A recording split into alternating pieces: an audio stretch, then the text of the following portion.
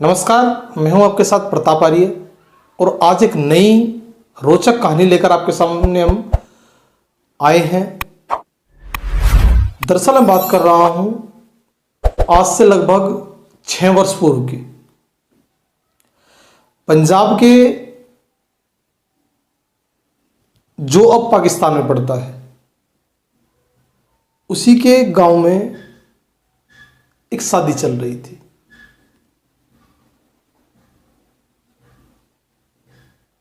अमजद मियाँ जो थे उनकी ये निकाह शादी चल रही थी।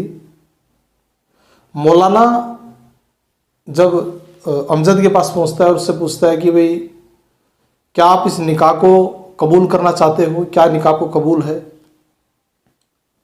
अमजद की तरफ से राजीनामा कर दिया जाता है और वो कहता है कि मुझे विवाह, ये निकाह मुझे कबूल है। उसी के बाद जब वे लोग लड़की के पास जाते हैं तो वो देखते हैं कि लड़की दुल्हन की पोशाक में थी ही नहीं। वो लड़की ऐसी बैठी रहती है क्योंकि वो इस विवाह से नाराज थी, खुश नहीं थी। लड़का पक्ष इस पूरी स्थिति को देखकर कहीं ना कहीं दुखी हो जाता है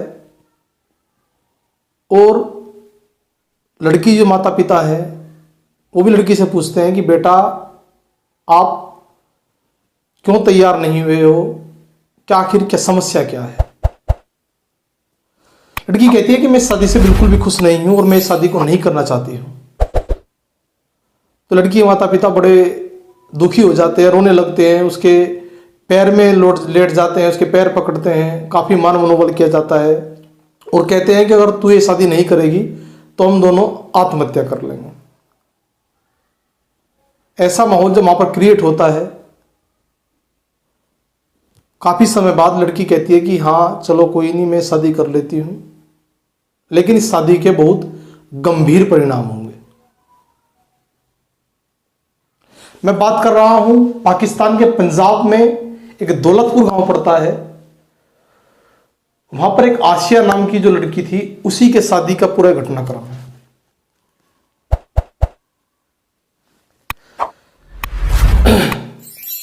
एक दिन अचानक क्या होता है कि एक घर से रोने चीखने की आवाजें आनी शुरू हो जाती है और वो आवाजें इतनी भयंकर थी, इतना करुण चित्कार था कि आसपास के सब लोग इकट्ठा हो जाते हैं और उस घर में घुसकर देखते हैं तो देखते हैं कि वो लगभग 28 से 29 लोगों का बड़ा पूरा परिवार था, जिसमें से 28 लोग बुरी तरीके से तड़प रहे थे।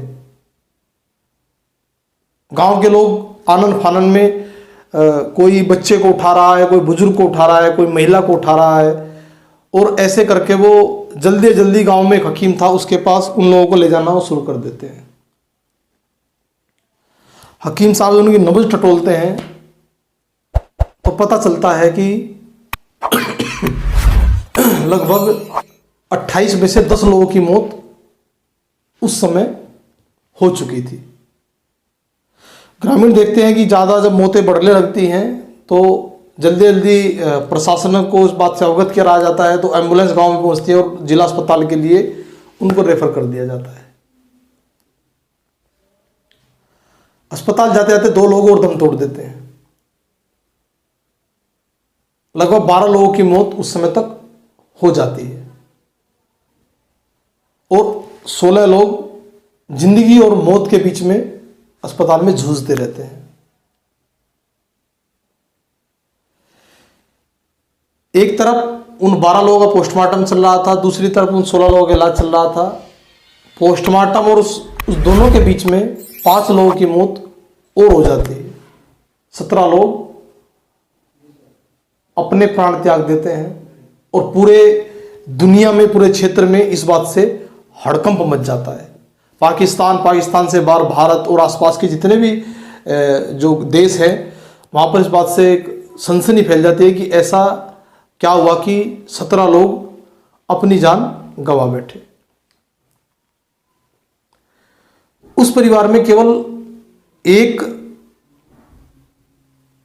व्यक्ति, एक इंसान जिंदा था जिसका नाम था आसिया। आसिया वही लड़की थी जिसकी शादी 1 महीने पहले ही हुई थी।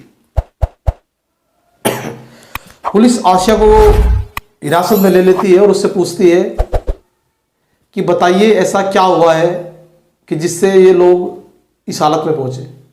तो आसिया बताती है कि इन सब लोगों ने लस्सी जो घर में बनाई गई थी वो पी है, जिससे इनकी तबीयत खराब हुई और मैंने लस्सी पीने से साफ साफ मना कर दिया था। लेकिन जो पुलिस थी वो आसिया के जवाब से संतुष्ट नहीं थी और वो पूरे घटनाक्रम को जानना चाहती थी।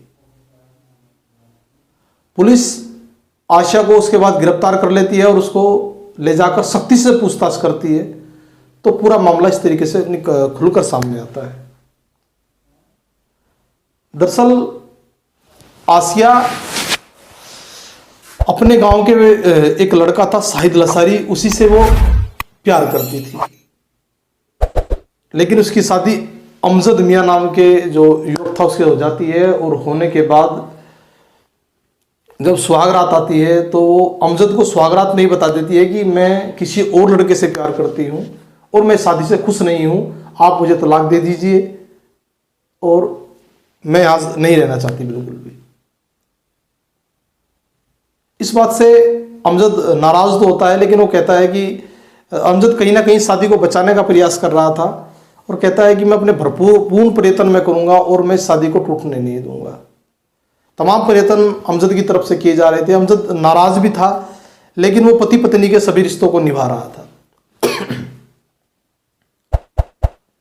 एक दिन गुस्से में आसिया अमजद को छोड़कर बिना बताए अपने घर चली जाती है और अपनी माँ से कहती है कि माँ मैं उस घर में नहीं रहना चाहती हूँ बिल्कुल भी। तो माँ कहती है कि नहीं, तुझे उसी घर में रहना पड़ेगा और यहाँ तेरे लिए कोई जगह नहीं है, तुझे इसी घर में रहना पड़ेगा। उसके बाद वो अपने प्रेमी शाहिद के पास जाती है और शाहिद और जो उन दोनों के बीच में जो मंत्रणा होती है, शाहिद कहता है कि तू एक काम कर, तू अपने पति को जहर दे दे जिससे उसकी मौत हो जाए और उसके बाद हम दोनों की निकाह शादी हो सकती है। ये बात आसिया के मन में बैठ चुकी थी। कुछ दिनों बाद आसिया के जो ससुराल वाले आते हैं वो आसिया को आकर ले जाते हैं, लेकिन आसिया के दिमाग में बात घर कर चुकी थी कि मुझे अपने पति की जहर देकर हत्या करनी है। इसी प्लानिंग में आसिया एक दिन दूध में जहर मिला देती है भारी मात्रा में और उस दूध को लेकर वो अपने पति अमजद के पास जाती है। अमजद उसकी दी हुई किसी भी चीज को नहीं खा रहा था, वो नाराजगी प्रकट कर रहा था और अपने रिश्ते को भी वो बचाना चाहता, दोनों काम वो कर रहा था।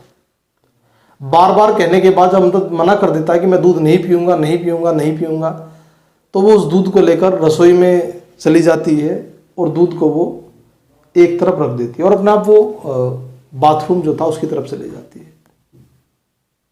आसिया बाथरूम में थी, तभी अमजद के परिवार की एक औरत लस्सी बनाने के लिए रसोई में जाती है और वो जो दूध था और लस्सी मिला बनाते बनाते उस दूध को भी वो उठाकर उसी लस्सी में वो डाल देती है, क्योंकि वो गर्म दूध था, और उस लस्सी को तैयार करके परिवार के सभी लोगों को पिला देती है।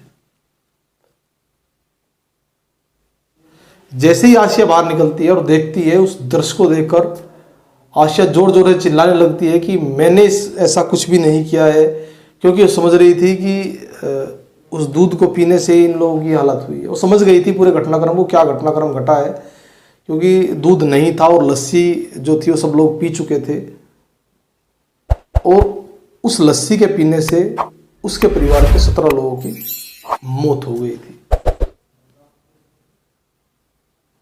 पुलिस को जब इस बात का पता लगता है, पूरी छानबीन करने के बाद पुलिस के बाद सामने 3 लोगों के नाम निकलकर सामने आते हैं। शाहिद लसारी, आसिया और उसकी एक चाची थी, उसी का नाम भी निकलकर सामने आता है। आसिया ने ये नहीं सोचा था कि कभी भी उसके किए करने के बाद ऐसी घटना, कोई भी घटनाक्रम हो सकता है।